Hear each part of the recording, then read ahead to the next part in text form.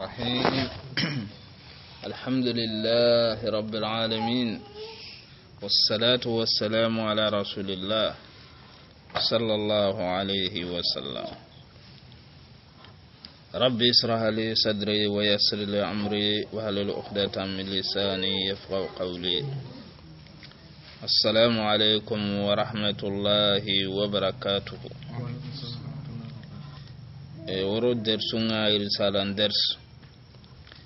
درسو كمي أدو تنبيل درسو segundi nangemu sibitin kota safarun kaso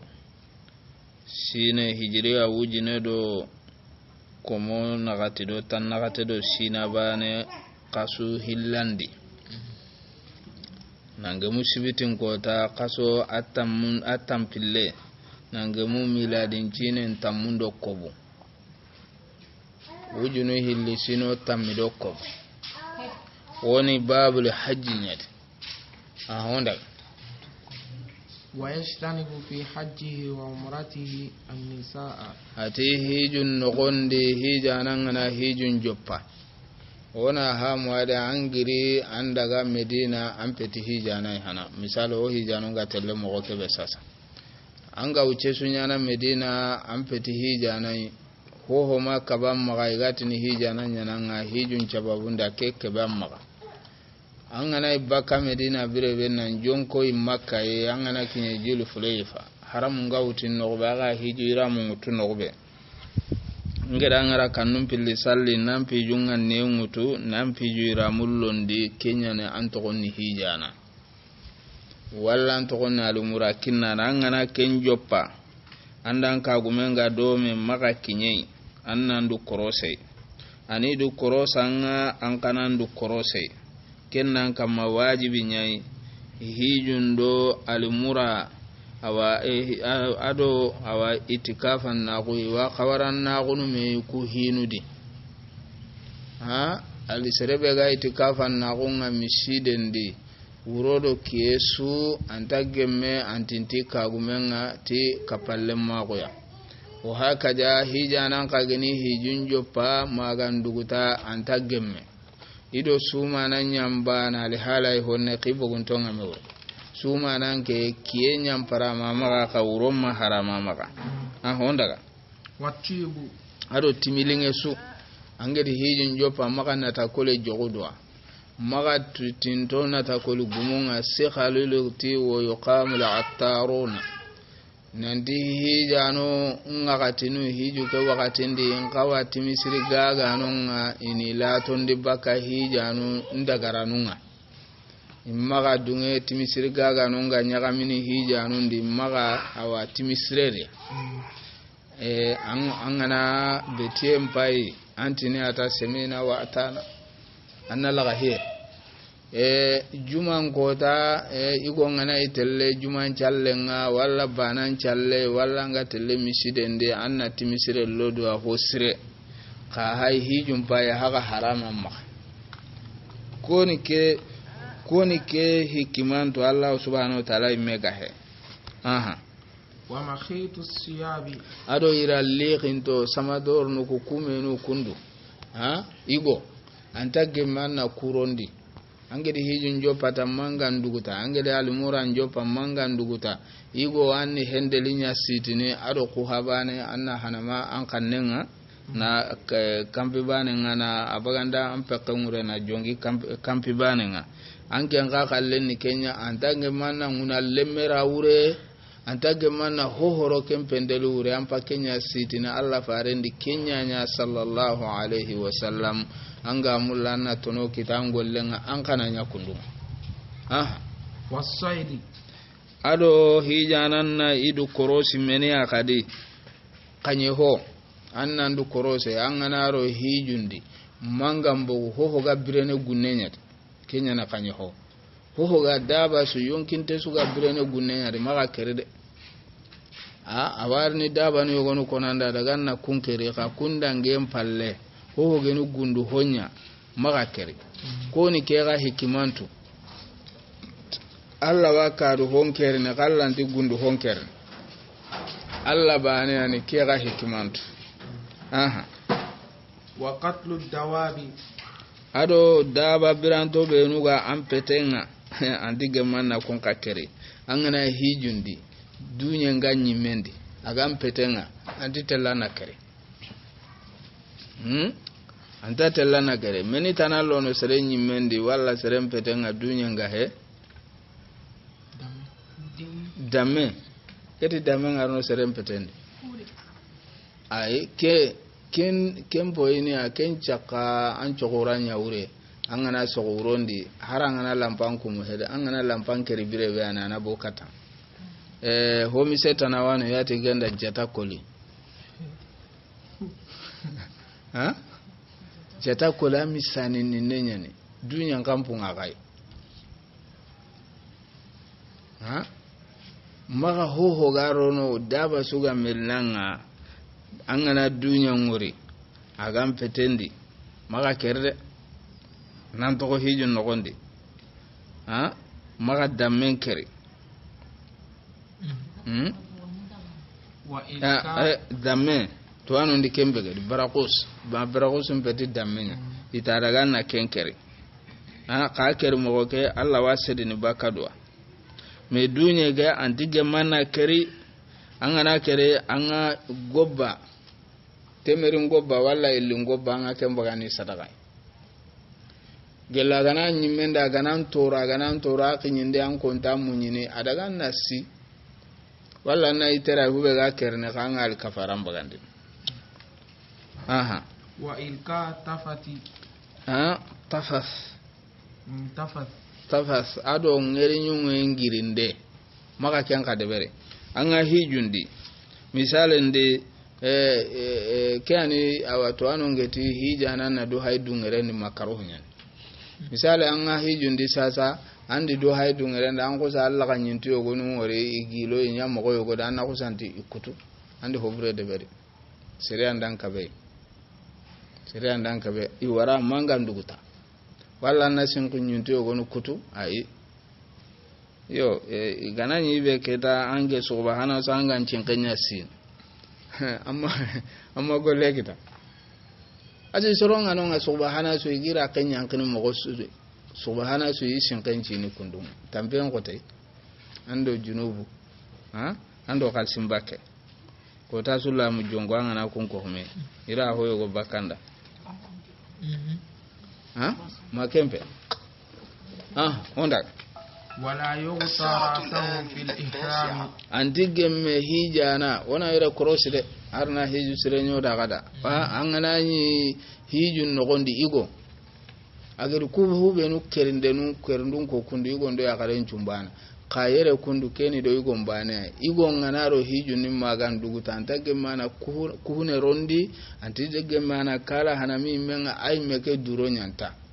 amma ya garenke mpijun na degerunda ya gallaqo adaga na kubana ya bagande kenga he kutte gara wa ken chuturni wala yahliquhu illa min darurati dige meigo ni menchi gantani tora gana kita hoda ketu immenga horembogo itin kawa saharello ne itada immemboto bo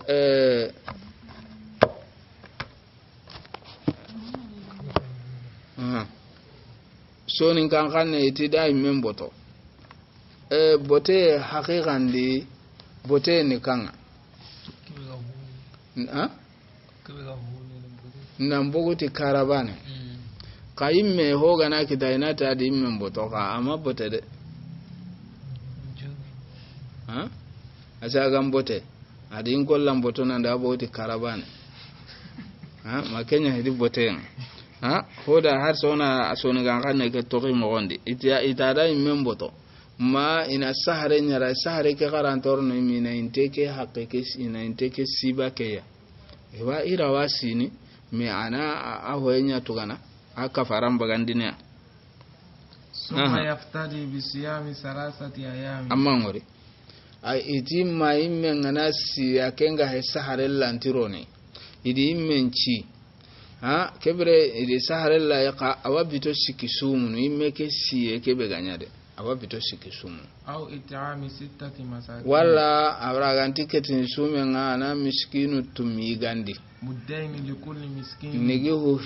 nigi hu hilli amana mudu takande ana kenkini miskine sui bimuddin nabi sallallahu talla faren nigi henga sallallahu alaihi wasallam muddi ke hetoga minna mude ke kencene kebe de kempede kebe na toga gemme minna mude nga kenya ni muddi amma ngori sonu kankan ndo araben kanne di me balance ere kundu sonu kongeti mudde no kusu indo minna mudu nga kencene mude kebe ya marabu ngeti muddi e sonu kon kanne ndi tinikenda potinya ha iyo nige ken na ka to ange me mude nga bo awa igati mubedanga poti kempillo ange me awa hoyenga muden medigamen ni do nigi heke ben na katoga gemme mudenga alla ganti awa be bitosi kisumuna na misiginu tummi igandi misigini bane su nigi hu hilli anna kemba gan temere wala ille aw yansuku bi shatin manni igatanna maganyi menci hijin nogondi bere alla di ko qur'ana di ati wala tahliqu ru'sakum hatta yablugha al-hadiy mahilluhu waman kana minkum marida aw bihi adha min rasihi fa fidya Allah imandi kera kutu qur'ana nogondi kaga na hijin joppa kama ga munci de gantani tora gana ga kita woti immen jogi o haka ja gille kadi kebe ganya fare nyimme hadere ndi sallallahu alaihi wasallam adi go anya ay men ajimmi kunda tampinte adi ni dunye nyango bo immendi katada ati anda banu kudan tampindira ati batani immenci ando inteke hokko inteke awuro atani immenci adi si adi fidi ambagandi adi fidi ambagandi lojuru nya hay mel lojuru nya gena gidi meke siketa Allah subhanahu wa ta'ala ma tokono atana fidi ambagandi kebere menini nonga o hamun nanti kesere kundu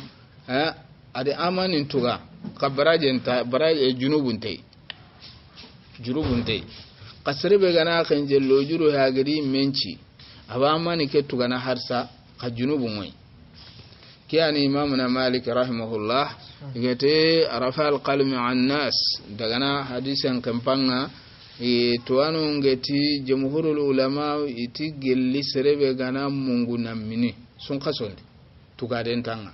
idaga hadisan ya dalile nanti Allah faranda ko sallallahu alaihi wasallam nanti Allah anti ummotonul lagana tiga mungu hube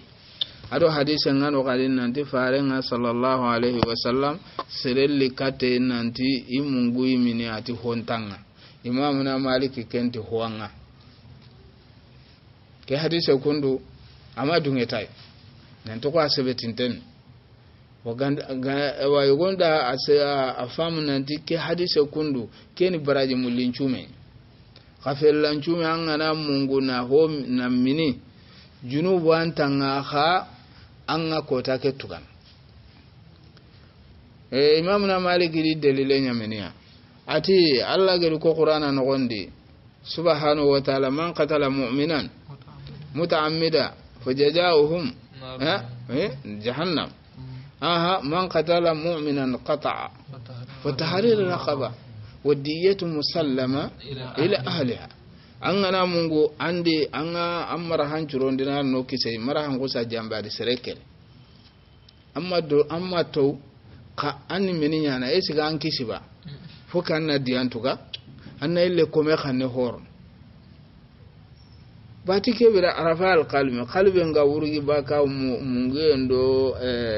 hutunde digame ke gana gi jahirinya kama ke kama ntaka wa harbane tugana ate kate uke qalbi ke wurgi ni menia junubu antang kanti kisinde junubu antang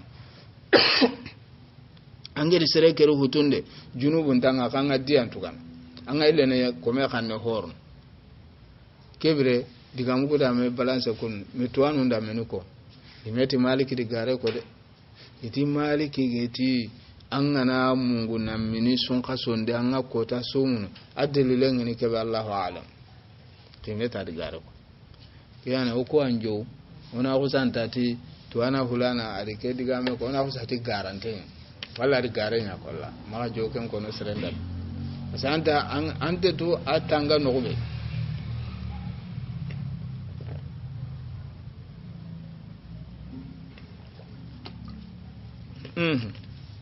aw yansuku bi shatin wala amma kete sumu amma kete miskinu tumi gandini ana tamisa ko bana kenkere miskinu dan nakini yazbawa haisu sha min albilad ken tamise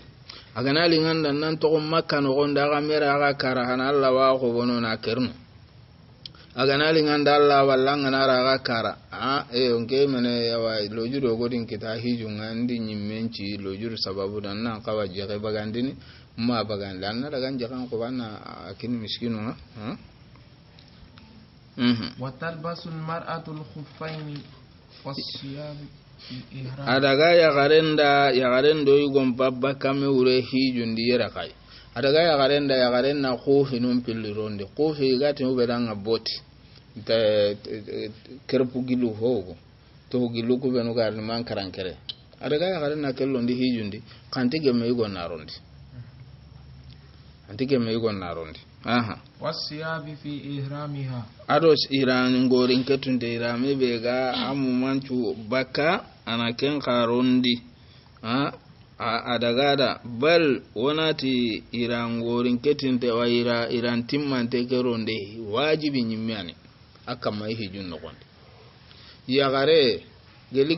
Allah subhanahu wa ta'ala na attaga aga baligu asuturande ni wajibi nya magandaga sutura legerenga kotabe kengeni kasange maganda sutura legerenga kota Allah madunga yagarenda no kusu aga bugu sellanga ana idu dura gundi Allah madunga da abada degerundo yago anyeme hari ke to anunga digamingi maka kendi yogonte hari yago wajiba na kenka hoya ka digaminga kendi ka hijunke ahramun tenya nani ya kon chuturi ado degeru amma ga gallondi gabe ga degere mpoyinu kunda maka kellondi hijundi ihramul mar'a wajhaha wa kaffayha wa tashtanibu ma siwa zalika mimma yashtanibu ar-rajul ku hinu benu haka koni kundu na tohugilellondi kofi na irangorin ketin dellondi ni ime ki ingolla ke khufari yeso ngahe ado yugo mbo me urekende kayugo hike kutendi yugo ngadula tondi no fofoi yakaren khallato ke nga hijun no gonde antigeme yakaren na gundu hokeri hijundi antigeme anatimisrero do hijundi agananya ke nga hijundi akina heti hijana antageme antintiki na heti dagamme aso haram amaga wa ihramul mar'ati fi wajhiha wa kaffaiha yagaren pa ahiju mana no benu raga bangena danga ihijun no gondi kuncuturande kumbangande ngena kama wajibin kenne awasa yesondo degerum pille hari ke yeso agana jigiti waronu wandi wunnaga no kuyogo yeso ku bangenga nyana hitina arawa ken kay mesuturni sadaga dangin non wa ihramur rajulu fi wajhihi wa rasihi yaga igo namen ayun kolla ada ya aye so amban agiya ado yin kolla mumanchu asuna mbugu sellanya maga ho hana manyi mekei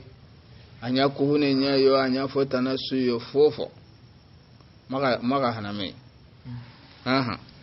wala yalbasu ar-rajulu al-khuffayn fi al-ihram yego ngana hijun jo pantige mana khufinu hilironti illa an la yajidana alayhi kandanga gama to hukiru awa no hilikita o mandalin to hunu kudo kuba anga tanullo ne kachu hilisiki bertintengai agana gama kunkita feu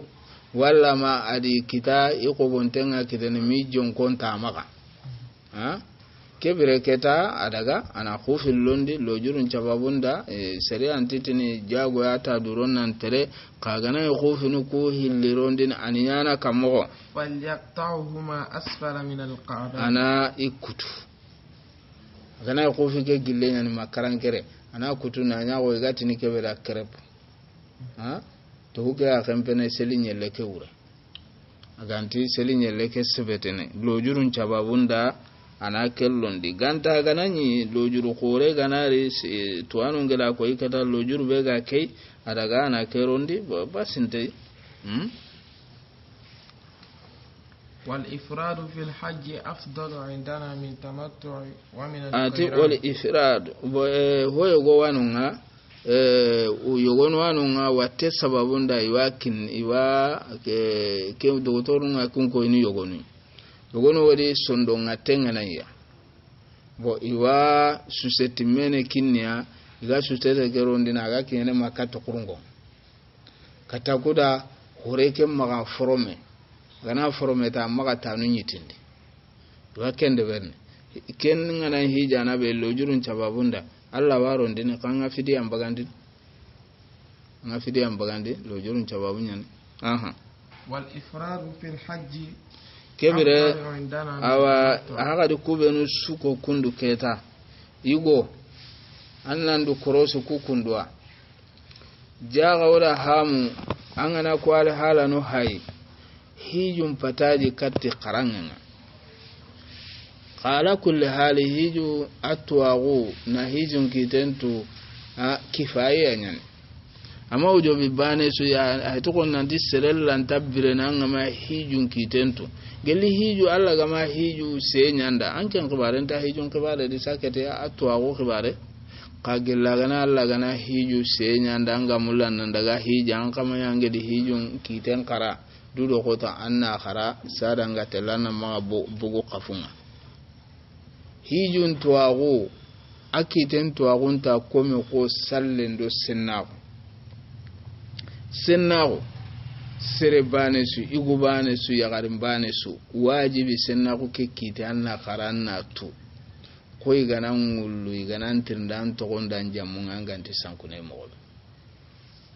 fasiranta sikisira kenga sallen kite siranti sikisira kenga bitine garanga awa fardu ain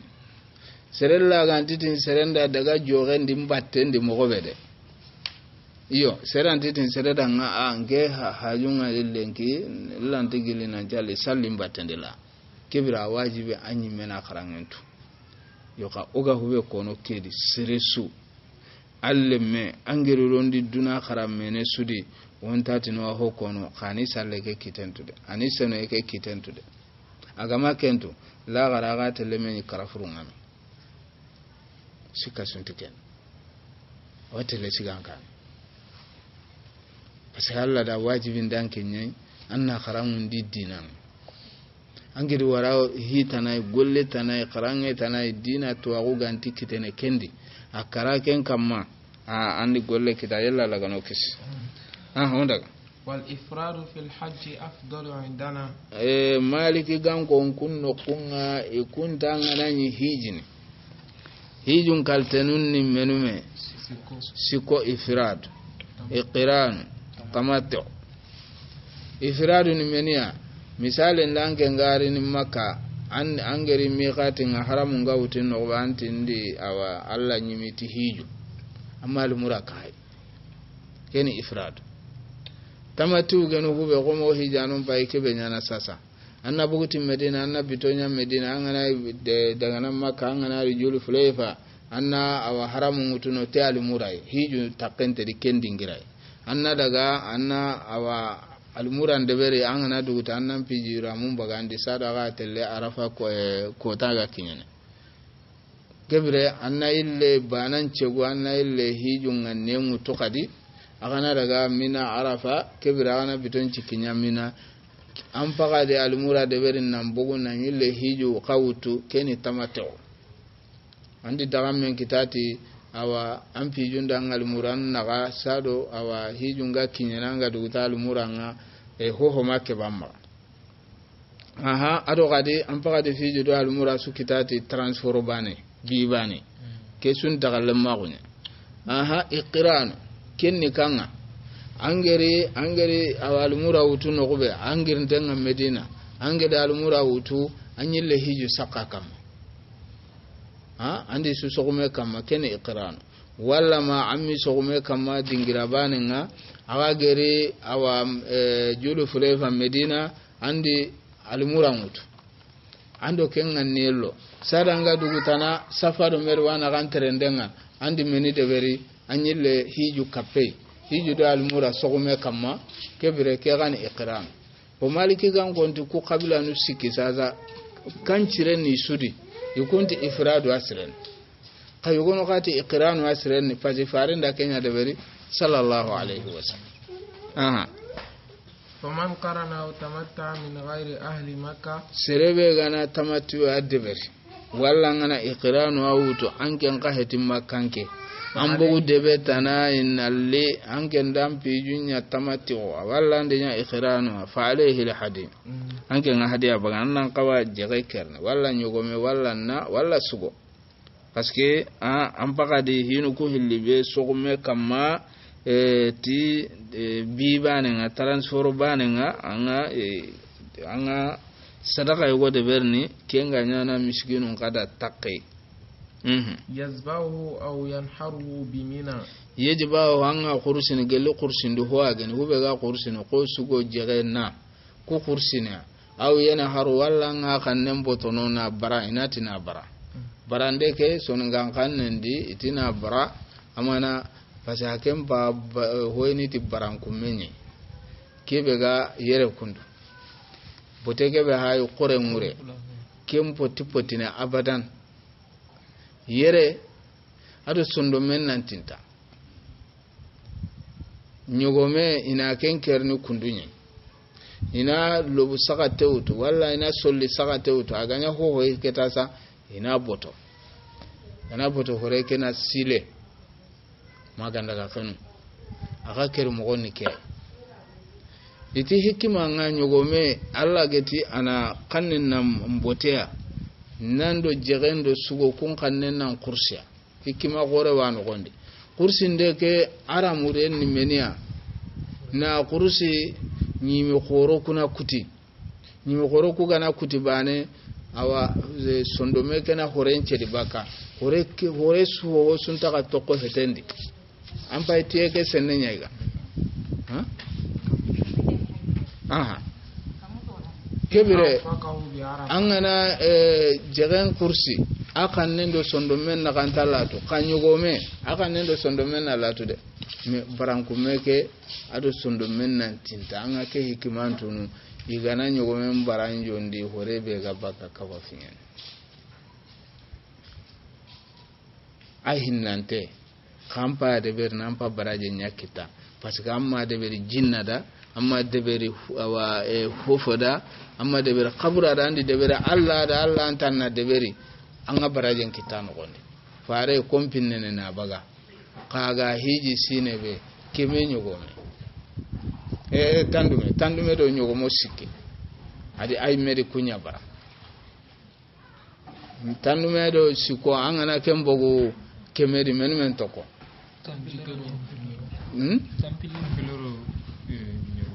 tampilero nyeru khadijate selde